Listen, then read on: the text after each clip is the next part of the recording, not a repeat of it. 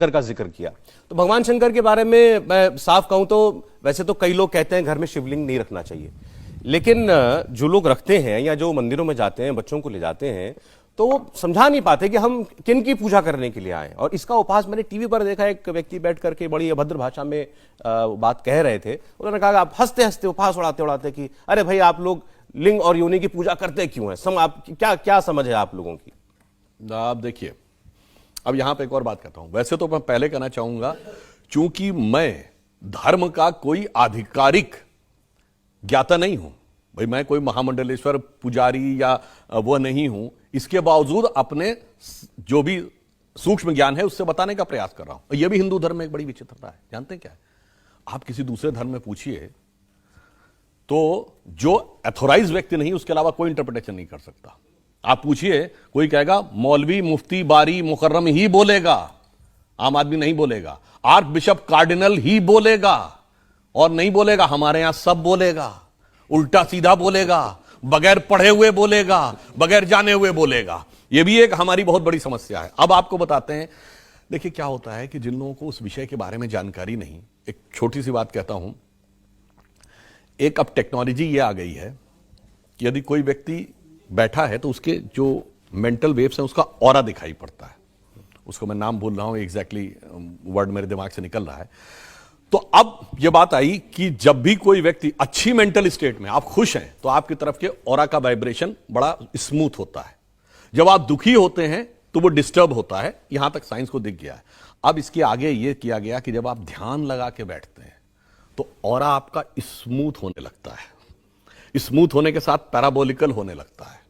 अगर जाकर कहीं चेक करें तो आपको यह दिखेगा कि जब आप कोई व्यक्ति पूर्ण ध्यान की अवस्था में हो, उसका ऑरा लिया जाए तो वो बिल्कुल वैसा ही दिखेगा जैसा कि शिवलिंग के आकार का दिखता है। अब इसीलिए तो मैं कह रहा हूं, और शिव क्या है, ध्यान लगाइए तो वो उसके देवता हैं। इसीलिए शिव जी के पास तीसरा नेत्र है। तीसरा नेत्र किसका है? ज्ञान का प्रतीक है। तीसरा नेत्र खोलते ही क्या भस्म होता है? कामदेव भस्म होते हैं। कामदेव किसके प्रतीक हैं? वासना के प्रतीक हैं। इसीलिए हमारे यहां पुरुषों में तिलक और स्त्रियों में बिंदी लगाने की प्रतीक थी, क्योंकि सारा अनुसंधान तीसरे नेत्र पर है। और तीसरा नेत्र कब खुलता है? जब आंख बंद करके आप ध्यान में जाते हैं। इसलिए मैं कह रहा हूं कि उन चीजों के बारे में जिसको नहीं पता, ये जानते कुछ कुछ ऐसी बात है। मैंने बचपन में एक फिल्म देखी थी, शायद लेट 60s की थी, ब्लैक एंड व्हाइट जमाने की, भूल रहा हूं। उसमें जितेंद्र एक अशिक्षित व्यक्ति बने हुए हैं। वो ट्रेन में अंदर आते हैं और वो अपना बहुत बड़ा सा एक जो बोरा लादे होते हैं, वो चेन पुलिंग वाले उस पर टांग देते हैं। ट्रेन रुक जाती है। अब वो आता है, जो टीटी देखता है, वहां तो पता लग जाता है ना किस डिब्बे से ट्रेन खींची गई। आके देखता, कहता ये किसने टांगा? उसने कहा जी मैंने टांगा। कहता इसकी वजह से ट्रेन रुक गई। कहता क्या आप हमको बेवकूफ बना रहे हो क्या? जो अपने पेट में इतने सैकड़ों हजारों लोगों को लेकर चलती है, वो इसे खींचने से रुक जाती है। इतना बेवकूफ हमको मत समझिए। तो ऐसी ही बुद्धि उन लोगों की है।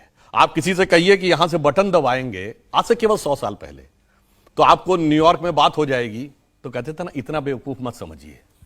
इसलिए मैं कह रहा हूं ज्ञान का विकास होने दीजिए, तब आपको समझ में आएगा। अब एक उदाहरण दे देता हूं। आज से केवल 60-70 साल पहले आप किसी से कहते दिल्ली में फैक्ट्री चल रही है तो कनाडा में बर्फ पिघल रही, तो कहा जाता है इतने अनसाइंटिफिक हो, इतने बेवकूफ हो। अरे हीट इतने मीटर से आगे नहीं जा सकती और तुम कह रहे हो हजारों किलोमीटर चली गई। आज ग्रीन हाउस इफेक्ट ने यह प्रूव किया है कि हमारे कमरे का आपका एसी भी नॉर्थ और साउथ पोल की बर्फ को पिघला रहा। क्यों? Entire earth is a cosmic unit. अरे उस स्तर तक पहुंचो तो तब तो समझ में आएगा कि यथार्थ क्या है। एक और उदाहरण देता हूं। ये जमीन के ऊपर लाइन है, ये क्या है? स्ट्रेट लाइन है ना? क्या ये स्ट्रेट लाइन है? बताइए। नहीं, ये स्ट्रेट लाइन है नहीं, ये अर्थ के रेडियस के सर्किल का आर्क है। यानी पृथ्वी की जितनी त्रिज्या है उस वृत्त का ये एक आर्क है। मेरे आपको कब समझ में आएगा? जब कई हजार किलोमीटर ऊपर आप जाएंगे तो आपको दिखेगा धरती गोल है और ये स्ट्रेट लाइन उस गोल आर्क का हिस्सा है। यहां बैठ के आप कहेंगे कितने बेवकूफ हो, तुम्हें दिख रहा है कि लाइन है, इसके बावजूद तुम्हें समझ में नहीं आ रहा है। जैसे दिखता है कि सूरज पृथ्वी के चारों ओर घूमता है। घूमता है क्या? मगर कुछ लोगों को लगता था कि घूमता है और उन्होंने हमें समझा दिया कि वो वैज्ञानिक थे और हम अवैज्ञानिक। अच्छा ये बताइए, ये सारी बातें जो इसका मतलब है हमारे देवी देवताओं में या भगवानों में, ये प्रतीकों के तौर पर दी गई हैं हमें समझाने के लिए। अब भगवान शिव की आपने बात बताई, आपने बिंदी तिलक का उपयोग बताया कि ये हमारे थर्ड आई तक चेतना को लाने के लिए है। तो बाकी जो हमें उसमें प्रतीक दिखाई देते हैं, जटाएं हैं, एक चंद्रमा है, गंगा जी बह रही हैं, एक सांप है गर्दन गले में। बिल्कुल सही बात है, वो सांप भी है, वो काल भी है, वो गले में भी। वो क्या होगा कि अगर हम इस ढंग से जाएंगे तो एक एक चीज के ऊपर इतनी लंबी व्याख्या हो जाएगी कि आपका पूरा प्रोग्राम जो है एक ही बिंदु के ऊपर समाप्त हो जाएगा। मगर मैं एक और कहना चाहता हूं, ऐसा नहीं ये प्रतीक है, ये वास्तविकता में चेतना में घटित होता है। ये भगवान वास्तविकता में हुए और उन्होंने घटित किया। जैसे आप अभी टेस्ट कराते थे कोरोना के समय, ब्लड टेस्ट, तो रिपोर्ट जाके देखते थे तो उस पर कुछ बना होता था ना, सिंबल, नंबर लिखा होता था। तो कोई कहेगा नंबर तो प्रतीक है जो बता रहा है कि आपके शरीर में क्या। नहीं, प्रतीक नहीं है, आपके शरीर में वास्तविकता में क्या घटित हो रहा है ये नंबर उसको रिप्रेजेंट कर रहा है। तो इसका अर्थ ये नहीं कि नंबर सिर्फ एक नंबर है, ये वास्तविकता में आपके अंदर जो कुछ घटित हुआ है उसका रिप्रेजेंटेशन है। तो इसलिए हमारे सभी जो देवी देवता हैं वो वास्तविक थे, और वास्तविकता में कैसे घटित होता है ये उनके स्वरूप में दिखता है। अच्छा, लेकिन फिर बहुत सारी चीजें ऐसी भी हैं जो हमें दिखाई देती हैं, लेकिन फिर हम उस, जब कोई कहता है तो हम उस पर ऑब्जेक्ट भी करते हैं। मैं जैसे महुआ मित्रा की मोइत्रा वाली जो कंट्रोवर्सी हुई, उन्होंने मां काली के बारे में जो बोला वो लाना चाहता हूं, किसी पॉलिटिकल एंगल से नहीं, लेकिन जो चर्चा हम आज कर रहे हैं उसमें ये शामिल होती है। इसीलिए उन्होंने कहा कि मेरे लिए मां काली जो है वो एक मीट ईटिंग और अल्कोहल एक्सेप्टिंग देवी हैं, और मैं उनको इस रूप में मानती हूं। लोगों ने भी देखा है कि हाँ, जो उनकी मां काली का जो प्रतीक है उसमें खप्पर भी है, नीचे दैत्य भी पड़ा हुआ है, हाथ में जो है त्रिशूल भी है, सब कुछ है। तो फिर हम इस पर एजिटेट भी हो जाते हैं। तो ये क्या हम अलग अलग तरीकों से इंटरप्रेट करते हैं? देखिए, मैं भी इसमें पॉलिटिकल पॉइंट पे नहीं जाना चाहूंगा। मतलब वैसे तो दिख गया कि काली माँ की स्तुति चुनावी मंच से, और जब चुनाव गुजर गए तो वो मीट ईटिंग गॉडेस हो गई। खैर, वो विषय पे नहीं जाना चाहेंगे। मैं सिर्फ ये कहना चाहूंगा, यही तो मैंने बात कही थी कि जिसने उस विषय के बारे में कितनी जानकारी ली है, जिसको जानकारी यदि नहीं है उसके बावजूद आदमी अपना इंटरप्रिटेशन दे तो वह अपने आप में बहुत हास्यास्पद नजर आ जाता है। जैसे मैंने अभी बताया ना कि 3 - 4 = बिल्कुल गलत है साहब, मगर इसके बावजूद तो कलाम साहब से पूछिए गलत है कि नहीं। अब ये बताइए, आसमान आप देखते हैं तो नीला है, नीला है क्या?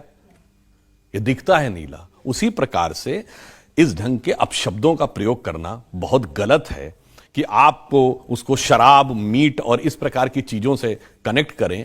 मैं कहना चाहता हूं फंडामेंटल्स में जाएं और बगैर ज्ञान के मत बोलें। जैसे अगर वो खुद मेंबर ऑफ पार्लियामेंट है तो पार्लियामेंट की स्टैंडिंग कमेटी में है, पार्लियामेंट का एक एक्ट है, कोई कहे जी एक्ट, ये तो वही एक्ट है, ये कागज में लिखा हुआ है, पहली क्लास की किताब में काखा काका लिखा, वही काखा काका में लिखा है, या वही ABCD इसमें लिखी। सही बात है, ABCD इसी में लिखी है वही, बट इस ABCD के कॉम्बिनेशन का कितना गहरा प्रभाव देश के भविष्य में पड़ने जा रहा है यह समझिए। इसलिए बगैर उस चीज को समझे हुए टिप्पणी करने का, दुर्भाग्य से जो मैंने कहा, हर व्यक्ति बोलता है, उल्टा सीधा बोलता है, जो मन में आए वो बोलता है, अभिव्यक्ति स्वतंत्रता के नाम पे बोलता है।